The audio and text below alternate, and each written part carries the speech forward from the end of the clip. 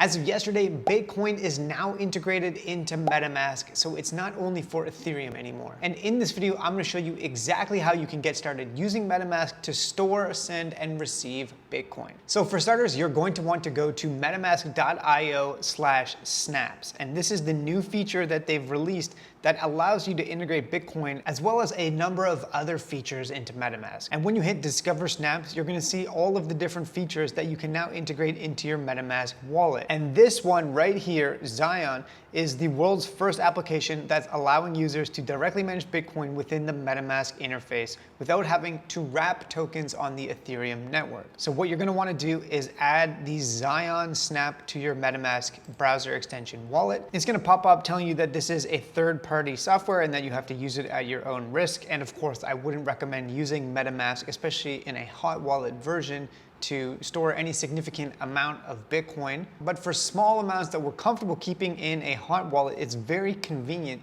to have this functionality within MetaMask. So I'm going to hit accept and I'm going to allow the connection. Now you have to give the Zion Snap, which is basically just an application, access to allow it to control your Bitcoin accounts. And I'm going to hit install and I'm going to allow all of these.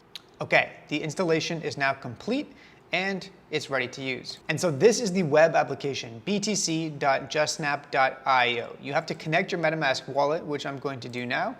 And this is where I can actually create a new Bitcoin address. I'm going to hit get addresses, and it's going to ask me to extend a public key, which I'm going to approve.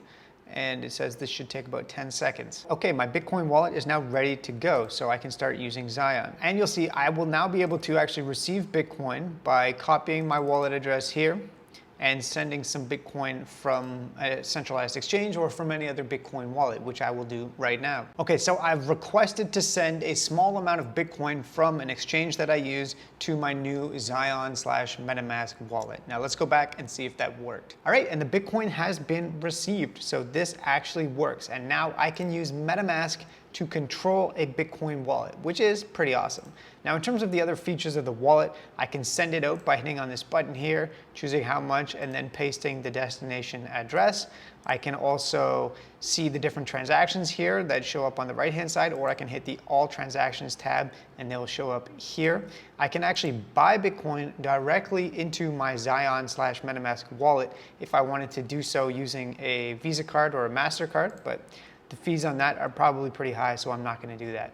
And it looks like they will be adding a Lightning wallet feature at some point in the near future, which means you'll be able to send Bitcoin for very, very small transaction costs and very quickly. So that is nice. And this is the new Bitcoin/MetaMask wallet. I highly recommend you check it out, although of course, take a risk-managed approach and don't put too much Bitcoin into a hot wallet like this. As far as I can tell, there's no way to actually link this currently with a Ledger or a Trezor or another type of hardware wallet. So it does look like it should only be used as a hot wallet. Thanks so much for watching. Hopefully you found this useful and have a great day.